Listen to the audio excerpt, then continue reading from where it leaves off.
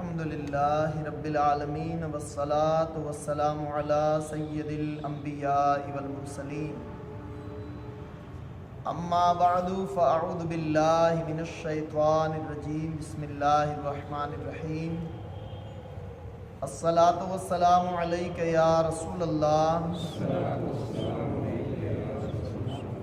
الصلاة والسلام علیک یا حبیب اللہ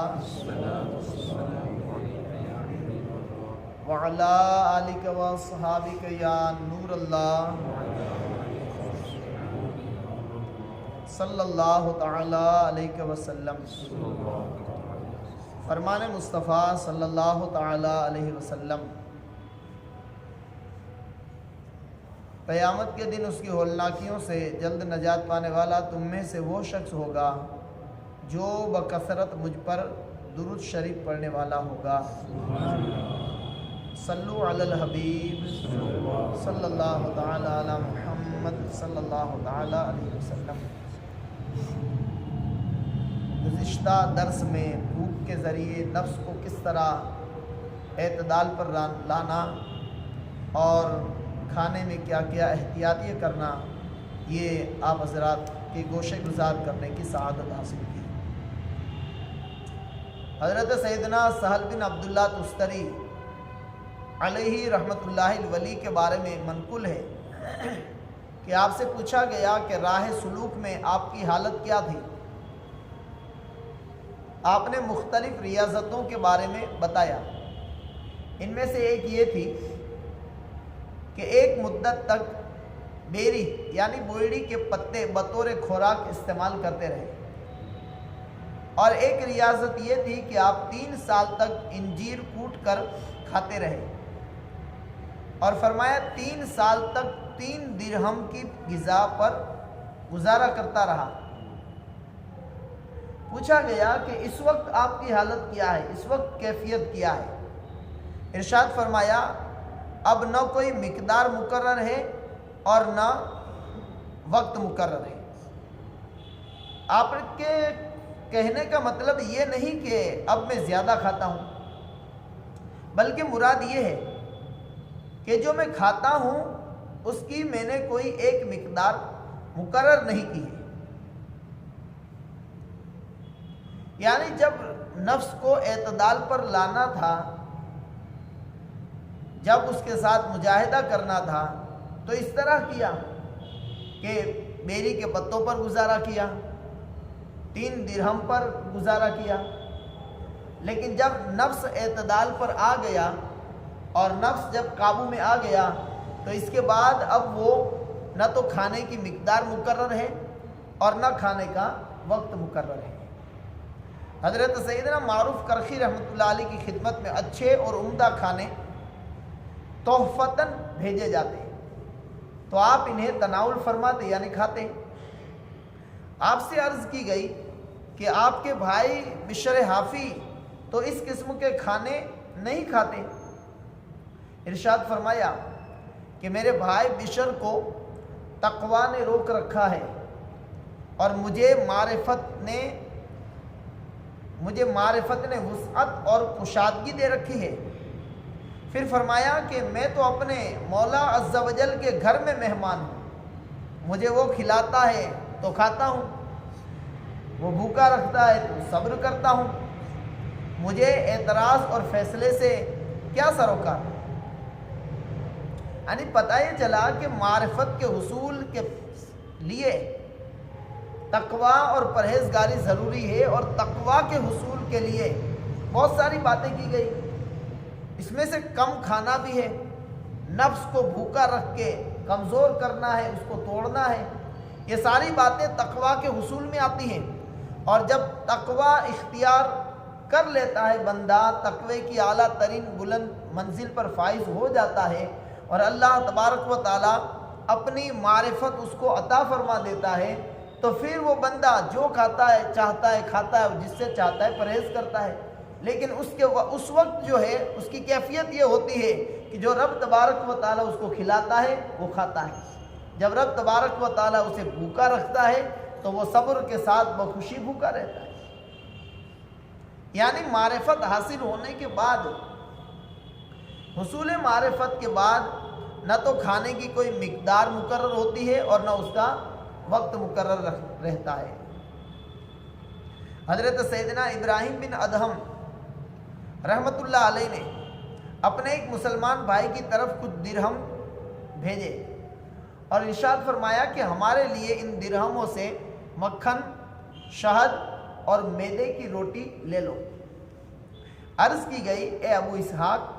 آپ یہ سب کھائیں گے؟ ارشاد فرمایا، تم پر تعجب ہے، جب ہم پاتے ہیں تو مردوں کی طرح کھاتے ہیں اور جب نہیں پاتے تو مردوں کی طرح صبر کرتے ہیں۔ یعنی جب اللہ تبارک و تعالیٰ عطا فرماتا ہے، دیتا ہے، وسعت ہوتی ہے تو ہم کھاتے ہیں مردوں کی طرح، اور جب نہیں پاتے ہیں تو مردوں کی طرح صبر بھی کرتے ہیں، شکوہ اور شکایت نہیں کرتے ہیں۔ ایک دن حضرت سیدنا ابراہیم بن ادہم رحمۃ اللہ علیہ نے بہت سا کھانا پکوایا اور چند لوگوں کو دعوت دی، جس میں حضرت امام اوزاعی رحمۃ اللہ علیہ، حضرت سفیان ثوری رحمۃ اللہ علیہ بھی تھے۔ حضرت سفیان ثوری رحمۃ اللہ علیہ نے کہا، اے ابو اسحاق، کیا آپ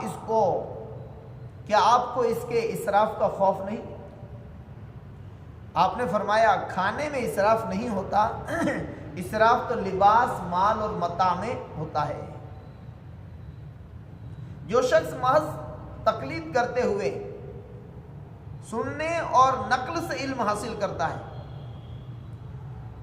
وہ جب حضرت ابراہیم بن ادہم رحمۃ اللہ علیہ کا معاملہ دیکھتا ہے اور حضرت مالک بن دینار کا یہ قول سنتا ہے کہ 20 سال سے میرے گھر میں نمک داخل نہیں ہوا،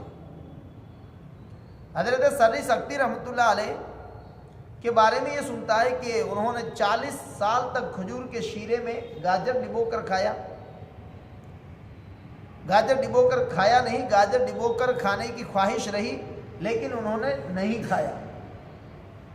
تو صرف سن کر اور نقل کے ذریعے علم حاصل کرنے والا یہ گمان کرتا ہے کہ ان واقعات میں تضاد ہے، یہ ایک دوسرے کے خلاف ہیں۔ یعنی حضرت ابراہیم بن ادہم رحمۃ اللہ تعالی علیہ کہ اعلیٰ ترین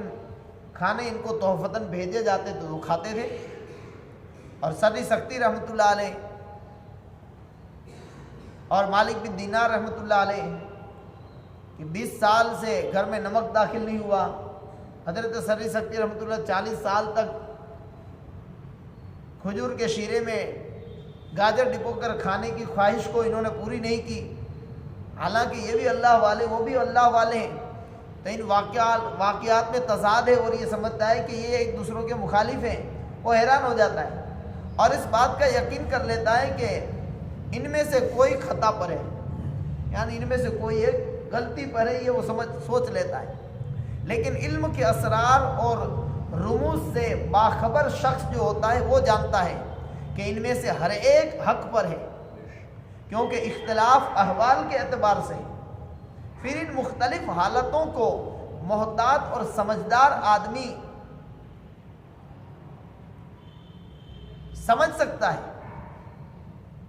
مختلف احوال کو محتاط اور سمجھدار آدمی سنتا ہے یا دھوکے میں مبتلا شخص سنتا ہے۔ محتاط آدمی ان واقعات کو سن کر کہتا ہے کہ عارفین میں سے ہے، میں عارفین میں سے تو ہوں،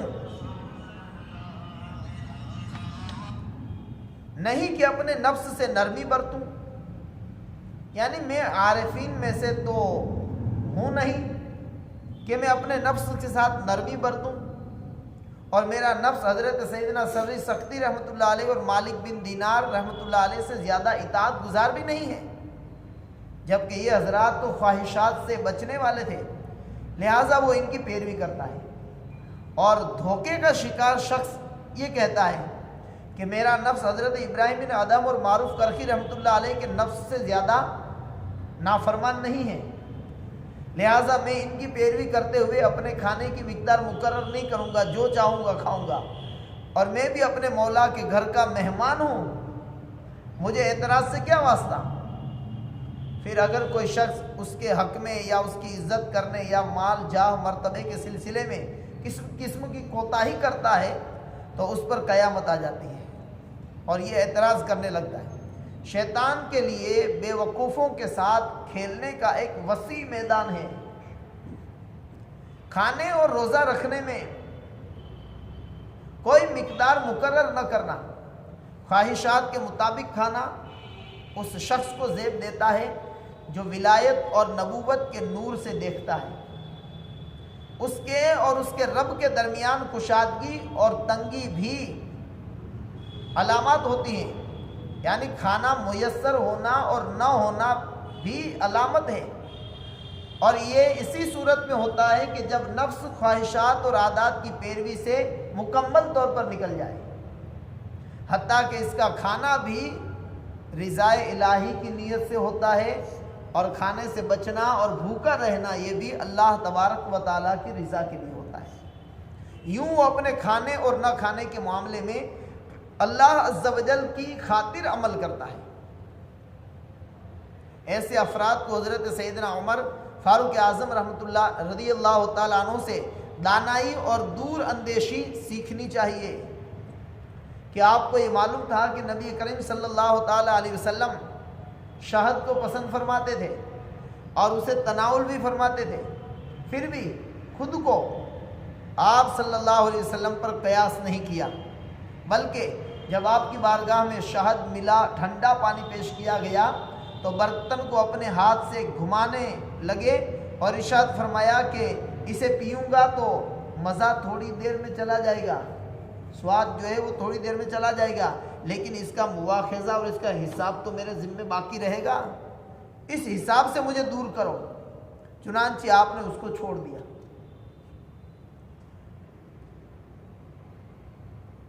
شیخ کے لیے، پیر کے لیے جائز نہیں کہ مرید کے سامنے ان اسرار کو بیان کرے، بلکہ صرف بھوک کے فضائل ذکر کرے، اسے اعتدال کی طرف بھی نہ بلائے، کیونکہ جس کی طرف بھی وہ اسے بلائے گا اس کو کرنے میں مرید لازمی طور پر ناکام رہے گا۔ لہذا مناسب یہ ہے کہ وہ اسے بھوک کا انتہائی درجہ اختیار کرنے کی دعوت دے، حتیٰ کہ اسے اعتدال حاصل ہو جائے۔ اس کے سامنے یہ بات ذکر نہ کرے کہ عارف کامل ریاضت سے بے نیاز ہوتا ہے۔ جب وہ معرفت کے درجے پہ پہنچ جائے، جب وہ عارف باللہ ہو جائے تو پھر اس کو ریاضت کی ضرورت نہیں رہتی، پھر اس کو مجاہدے کی ضرورت نہیں رہتی، اس لیے کہ اس سے اپنے نفس کو توڑ کر اس نے ریاضت اور مجاہدہ کی منزل سے یہ آگے گزر چکا ہے۔ لہذا یہ ذکر نہ کرے مرید کے سامنے کہ عارف کامل ریاضت سے بے نیاز ہوتا ہے، کیونکہ اس طرح اسے پھنسانے کے لیے شیطان کو جال مل جائے گا اور ہر وقت اس کے دل میں وسوسہ ڈالے گا کہ تو عارف کامل ہے، تجھے مزید معرفت اور کمال کی ضرورت نہیں ہے۔ یوں شیطان اس کو ورگلا کر تباہ کر سکتا ہے۔ حضرت سیدنا ابراہیم خواص رحمۃ اللہ علیہ کی عادت مبارکہ تھی کہ آپ اپنے مرید کو جس ریاضت کا حکم دیتے تھے خود بھی اس کے ساتھ اس میں شریک ہوتے، جس ریاضت کا مرید کو حکم دیتے خود بھی اس کے ساتھ اس میں شریک ہوتے تھے، تاکہ اس کے دل میں یہ خیال پیدا نہ ہو کہ جو کام شیخ خود نہیں کرتے مجھے اس کا حکم کیوں دیتے ہیں، اور یوں وہ ریاضت چھوڑ بیٹھے۔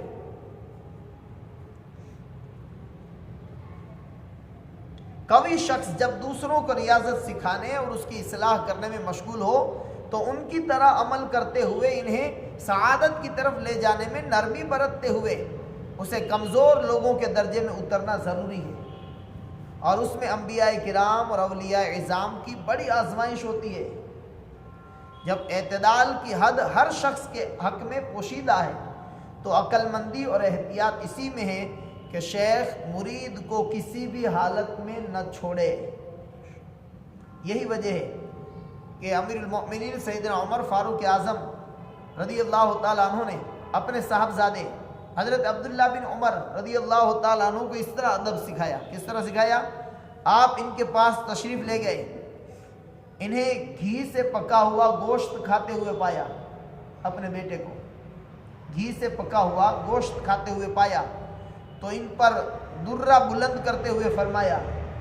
اپنا درہ ان کے اوپر بلند کرتے ہوئے فرمایا، ایک دن گوشت اور روٹی، ایک دن روٹی اور دودھ، ایک دن روٹی اور گھی، ایک دن روٹی اور زیتون، ایک دن روٹی اور نمک، ایک دن سالن کے بغیر صرف روٹی کھاؤ، اور اعتدال بھی یہی ہے۔ چنانچہ ہمیشہ گوشت اور من پسند چیزیں کھانا یہ افراط، زیادتی اور اسراف ہے، اور بالکل گوشت چھوڑ دینا یہ تفریط اور تنگی ہے۔ ان دونوں کے مابین جو ہے وہ درمیانی راہ ہے، یعنی ہمیشہ اپنے نفس کو من پسند چیزیں کھلا کر اسے قوی اور مضبوط بھی نہ بنائیں، اور بالکل تفریط یعنی تنگی بھی نہ کرے، بلکہ دونوں کے درمیان کا جو راستہ ہے اسے اختیار کریں تاکہ نفس جو ہے وہ اعتدال پر رہے۔ کیونکہ اگلے درس میں آپ نے سماعت کیا نا کہ ہمیشہ بھوکا رہنا یہ بھی عبادت میں رکاوٹ ہے، اور شکم سیر ہو کر پیٹ بھر کر ہمیشہ کھانا یہ بھی عبادت کے لیے رکاوٹ ہے اور سستی کا سبب ہے۔ لہذا نفس کو اعتدال کا عادی بنائیں، اتنا نہ کھائیں کہ عبادت میں سستی ہو جائے اور پیٹ نکل کر بیماریوں کا گھر بن جائے، اور اتنا کم بھی نہ کھائیں کہ عبادت کرنے کی طاقت نہ رہے۔ اسی لیے عبادت پر قوت حاصل کرنے کی نیت سے کھانا کھانا یہ بھی عبادت میں شامل ہے۔ اللہ پاک ہم سب کو اعتدال پسند بنائے، درمیانی راہ اختیار کرنے کی توفیق عطا فرمائے۔ آمین بجاہ النبی الامین صلی اللہ تعالی علیہ وسلم۔